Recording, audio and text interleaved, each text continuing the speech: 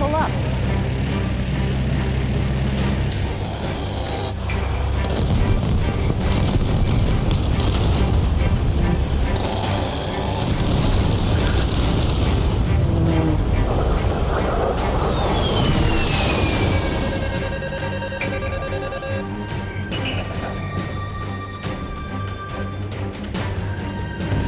Pull up, pull up.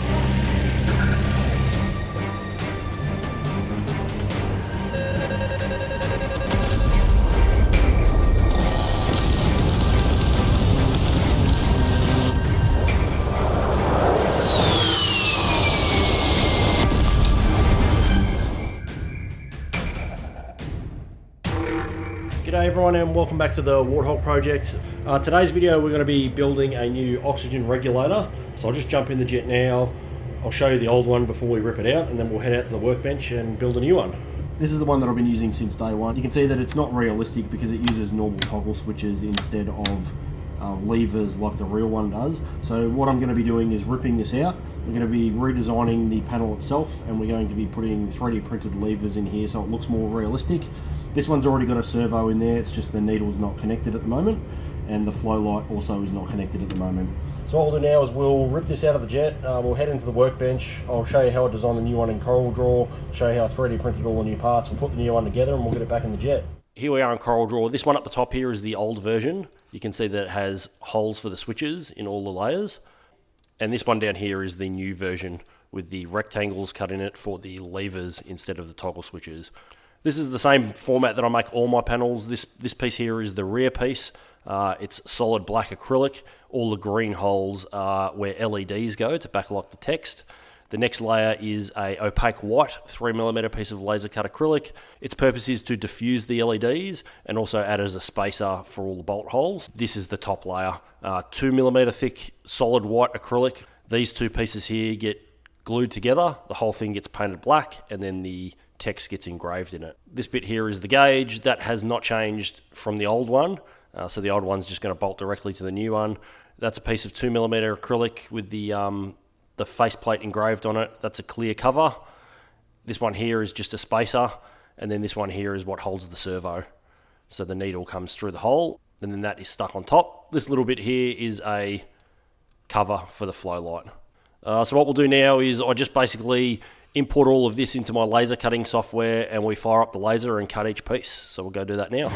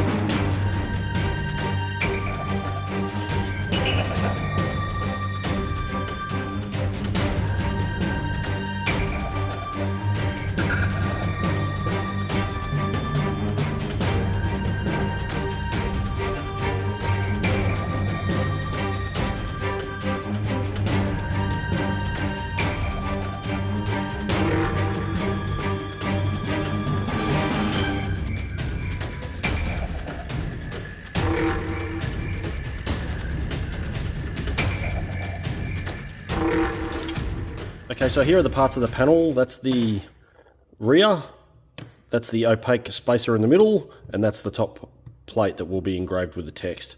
So basically these two here are going to be glued together. This is the rear piece. You'll see that it now has the rectangles. All right, so this is one of the 3D printed levers. This was a prototype that I was just using to sort of test it to make sure it would work. You can see that it's a 3D print with 2 magnets in the lever and 1 magnet in the base. Basically all that happens is it magnets in there and it gives you a nice solid clunk as it cycles between the 2 magnets. All right, so that was sort of the first concept, and then I expanded on the concept by using another base piece. So this base piece has a glass magnetic reed switch in it, so it operates the exact same. However, you'll see that because there's that magnetic reed switch in there, when it's off, the reed switch won't be activated, but when you cycle it to on, that second magnet will cover that reed switch, which will complete the circuit. The 3-position switch, I did the same thing, but there's a spot for 2 magnetic reed switches and there's 2 magnets in the lever. So when it goes together, you'll see that there's a down position, a center position, and an up position. When it lines up, that's the center position. That will be the on position. You can see how the magnet will go over where the reed switch will be, and the same thing on that side. Okay, so through the powers of editing, I just quickly wanted to add this bit in here. I actually changed the design of some of the switches, so you can see that's the 2-position switch, no change on that one, 2 magnets. However, the 3-position switch, I removed the 2 really close magnets together, and I just ended up going with 1. I found that with the 4 magnets in it, so 2 there and 2 there, I think the field was too strong for the reed switches, so the reed switches were freaking out. So I ended up just going with a single magnet. You can see it now locks in the middle, and then up and down is just friction. So it still locks in the middle, still does the job. However, I just found it responded to the reed switches much better by sort of going on and off. I also wanted to show you just something I did with the reed switches. You can see that when I bent them, I bent one leg shorter than the other, and you need to make sure that you have the middle of the reed switch closest to the front of the panel. I found that if the reed switch was right in the middle of it, sometimes what would happen, it would click, but for some reason that would sort of rapidly flicker on and off. I think it's something to do with the magnetic field. I found that if you moved that reed switch just forward a little bit, by having one leg shorter and one leg longer, it would respond a lot better and be a nice solid on and off. Throughout the rest of the video, you might see the dual magnets. Ignore that, that's because I filmed it all before I worked out this problem. This is the one that I ended up using, so 2-position switch has 2 magnets, and the 3-position switch just has a single magnet in it. So I just jumped into FreeCAD and I imported the panel itself so I could get all the spacing right. If I hide these layers, you'll see that this is the switch module. Basically, it's one large module that bolts onto the back of it. The whole thing's 3D printed and the levers sit in there. So what I'll do now is just 3D print this piece, and then I will resin 3D print the levers, and we'll jump out on the workbench and I'll show you what they look like and how it all goes together. Alright, so this is the completed 3D printed unit. This is basically 3 of these all in one unit. You'll see that that one's the 3-position, that one in there's 2 2-position ones. It's designed this way so it will bolt directly onto the back of the rear panel. You'll see how the holes will line up in those bolt holes, and the levers will show through. I'll just put the levers in. You'll see that's the test 3-position one, and then the 2 2-position ones just slide in as well.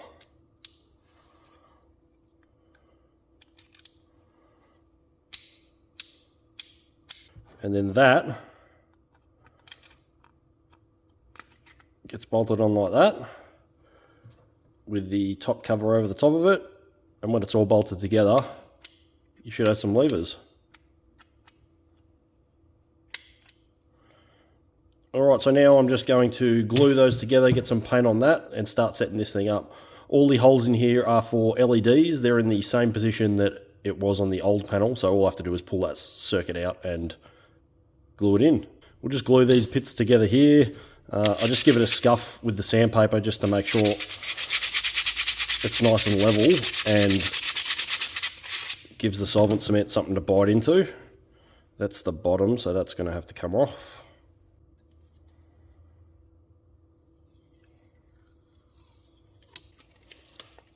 Scuff that too. Some latex gloves before you touch this stuff, and in a well ventilated area. This is the stuff I use. It's a solvent cement. It basically melts the two pieces of plastic together. So all I do is get it on there with, basically just pull it on there with a brush.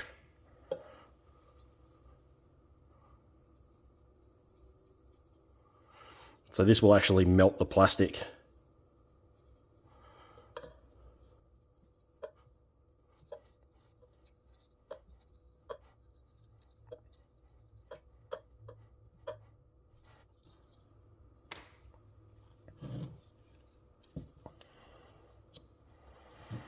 I'm just going to make sure it's lined up nice and perfectly.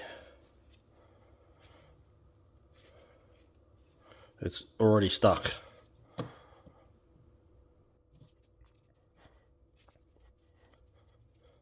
There's still a little bit of movement in it, so you can just line it up perfectly, but that will never come apart, those two things. So all I'll do now is sand the edges. You could fill the edges if you wanted to make it not look like two separate pieces of plastic if you wanted to. I don't really bother because it's on that side of the cockpit where it's on a bit of an angle. You can't see the edge anyway. But I'll sand it, sand the front of it with a bit of a finer grade sandpaper, and then I'll just spray it with some of this. I'll probably give it 2 or 3 coats, let it dry overnight before I put it in the engraver and get the text on it.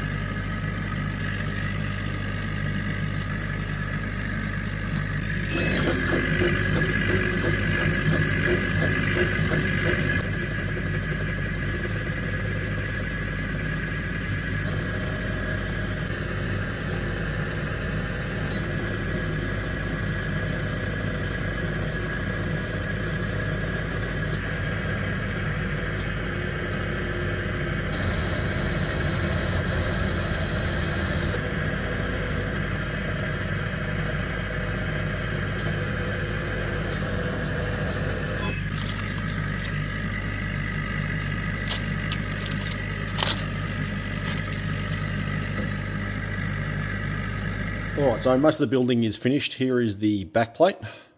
Here is the front plate that's now been engraved. You can see the back of it is clear, so the LEDs will shine through. This is the 3D printed switch module. You can see the magnets have been put in it. They just press fit in there. And then I've got 3 resin printed levers. You can see the green one, the red one, and the white one. So they're the same as those 3D printed ones, except I've done this in resin. And then these just slot in here. White one goes in the middle, like that. Red one goes on the end there, like that. Green one on the end. This will then get bolted onto this. And then that will get bolted on top. And it will look something like that. So what I'm going to do now is put the reed switches in here. So I'll take these out. These are the glass magnetic reed switches I'm using. They are very, very fragile. Like if I just bent this, the glass would shatter. Basically, they sit in the little slot there, and you can see how the pins need to be bent. So to bend them, I just use pliers, being very, very careful to not put any pressure on the glass itself when you bend them, and you just bend them at 90 degrees to the circuit. You can see in there there's a flat section. You just want the flat section to be facing the magnet, so you sort of bend it like that. Now it doesn't matter which way you do it, because it'll activate with either polarity of the magnet. As long as there's a magnet near it, it will complete the circuit. And then these just slot into the holes in there very gently without breaking it. One in there, like that. And then what I'll do is I'll just bend the tabs in so that it's nice and firm in there, and then the cables will be soldered on. So you can share the commons. I'll do one there, 2 there, and I'll probably just share the bottom one with a cable between them all. And then there'll be one cable coming from each switch to complete the circuit. And now you'll see that when the switch is in there, one position it will be on and the other position it will be off because the magnet will be over that reed switch. Well, so the switches will just pop in, and what I'll do is just to make sure it's all nice and level, I'll actually just get a nail and run it in the center, and then probably just put a bit of hot glue there so it's got a shaft to make sure it sort of stays nice and smooth. So I'll do that on all of them, and then we'll bolt it in.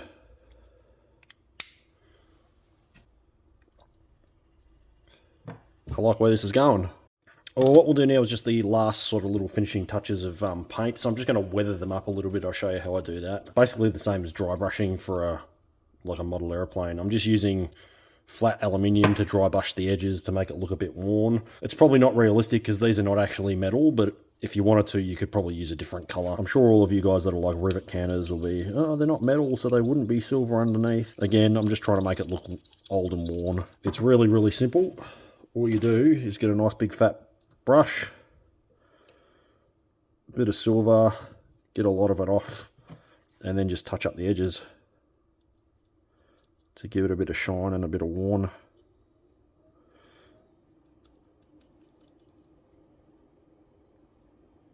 That sort of worn look.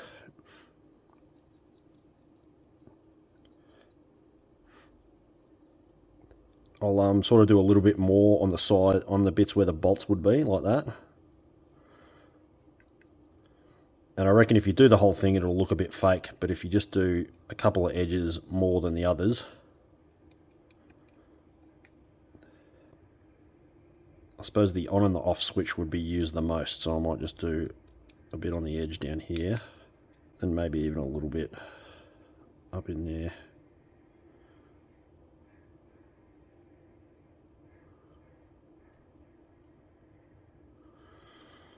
Something like that. And the same thing on the edge of this.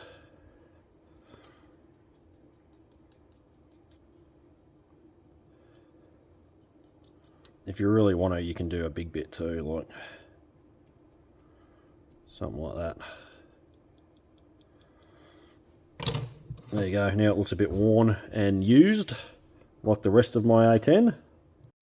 Alright, so here is the old one. Obviously that's the environment panel, and here's the old oxygen regulator. These two are joined together because they share a card. So there's a single Arduino Uno in there that runs all of the servos and the switches on that, and the flow light as well. So all I'll do now is completely disassemble the old one. I can just get rid of these switches and we'll replace it with a new one. The gauge setup, which is just a servo basically directly to a needle, that whole thing unbolts and will be bolted into the new ones. I also need to get the backlight circuit, which is in this panel, into the new back piece. All the LEDs in the exact same spot, so it should be as simple as pulling the circuit out and putting it into the new one. Alright, let's do that.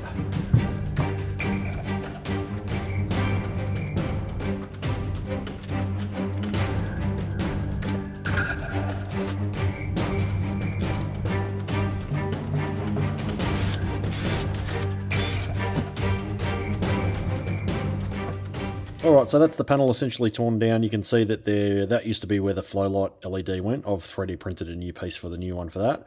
And you can see that this is the backlight circuit. You see all the 3mm LEDs sitting in there. All I need to do now is remove that backlight circuit. It's only held in with vinyl. So you just peel the vinyl off.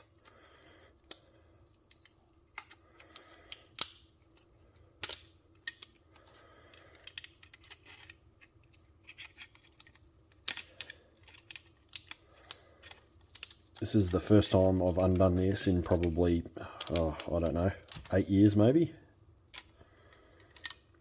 And then that's the LED backlight. You can see that it's 3 LEDs in series with a single resistor for each one, and it's run off 12 volts. And then that will press fit directly into the back of the new one. All the LEDs are in the same spot. So I'll just put that on, I'll vinyl wrap it, and it will be backlit and ready to go. Alright, so here's the backlight circuit complete. I moved it from the other panel. I did change some things. I redid the wiring only because I realised that I had to move it so this wouldn't pinch on it when it got bolted on.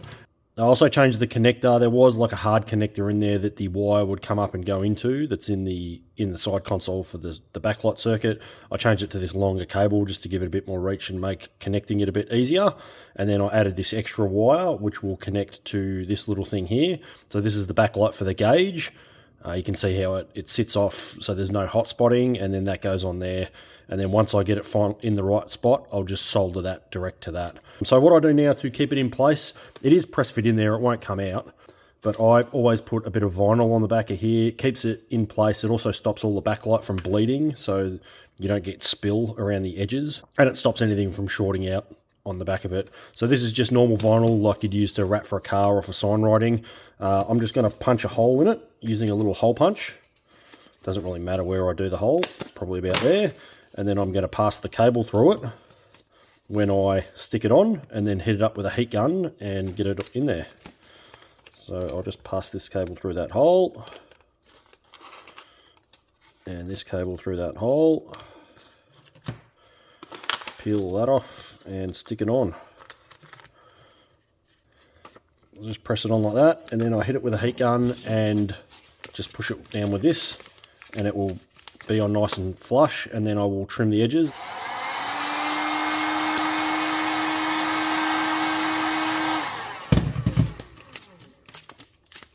See how it sticks perfectly to it? You just got to be careful you don't heat it up too much because you don't want to melt the plastic.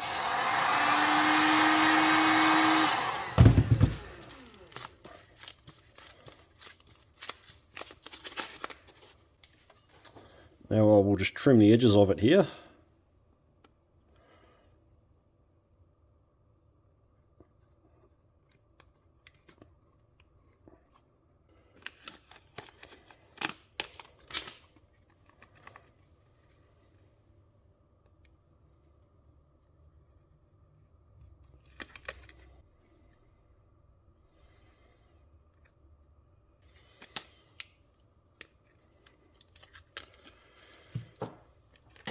And that's it, that's the backlight circuit on.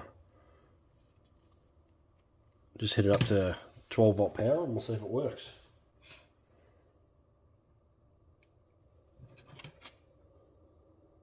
And we have green LEDs.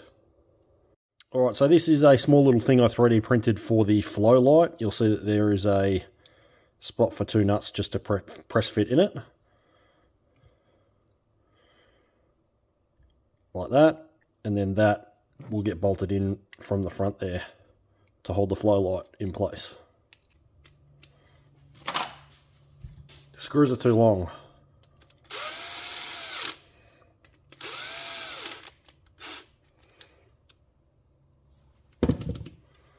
Alright, and then the flow light will just go in there.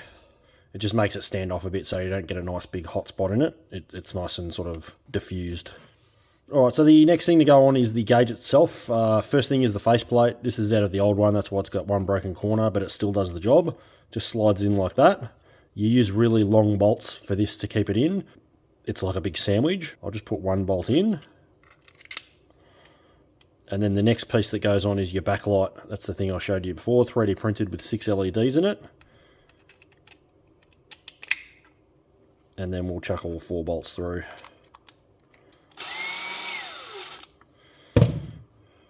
Alright, so that's what the front of it will look like, and you can see when we made the new top panel, it's got the cutouts in it for those bolts, so it will fit flush over the top of it all and hide it. Then we use, from memory, there's a nut as a spacer, so you just run these nuts on.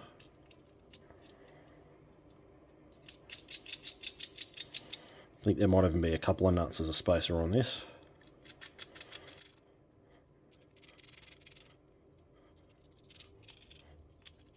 Alright, now what I'll do is just quickly fix this connection here that's come off and solder that cable direct to that so the backlight is one unit. Okay, now that that's all done, I just got to put the front on. It goes over the top and there's 4 bolts, 1, 2, 3, 4, and then you're going to make sure you put this little thing in first. It's just a diffuser for the flow light there.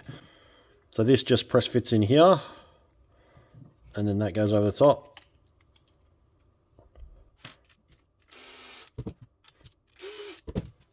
Alright, so all we've got to do now is connect it to the cables here. All I'm going to do is remove the cables from these switches and attach them to the the points on the reed switches.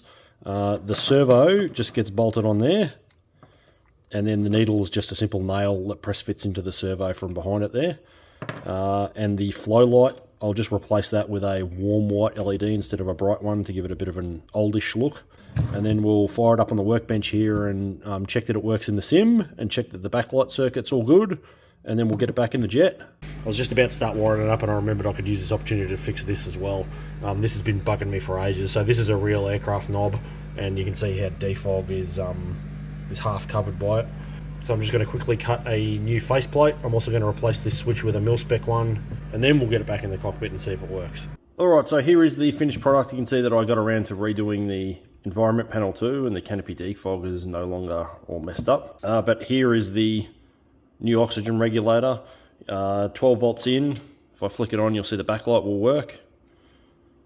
And then when I turn it on in the game, changes as well. You'll see the flow light also works. Same with the oxygen. Now the emergency one here is a little bit different. I had to put some tension on there to keep it in the right spot, because these ones are a nice solid click because of the magnets. This one's got a nice solid click in the center bit, so it stays on normal. However, it's just friction that holds it when it goes up and down. It still does the job. It's just a little bit less satisfying than that. But everything works. Alright, so here we are back in the jet. You can see that the new oxygen panel is installed. Looks pretty good. All the switches work in the game, and the mil-spec switch in there is the oxygen test. Looks the part. If I just flick on the flood lighting, I like it. Looks much more realistic than the old one. You can see that I put the needle back on the gauge there, so that works. As usual, all the files are released to the public. If you check the link down below, just go to the warthogproject.com and I'll update the files in there. I'll leave the old one there as well, so if you want to use the toggle switches you can, or you can 3D print your own lever switches. Anyway, that sort of brings us to the end of this video today. Thanks heaps for watching, and I'll see you legends on the next one.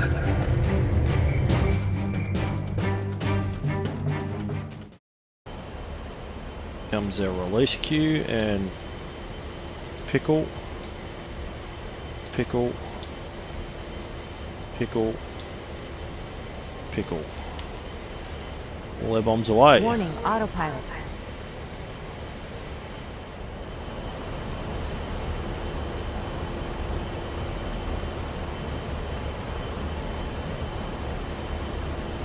Good shacks.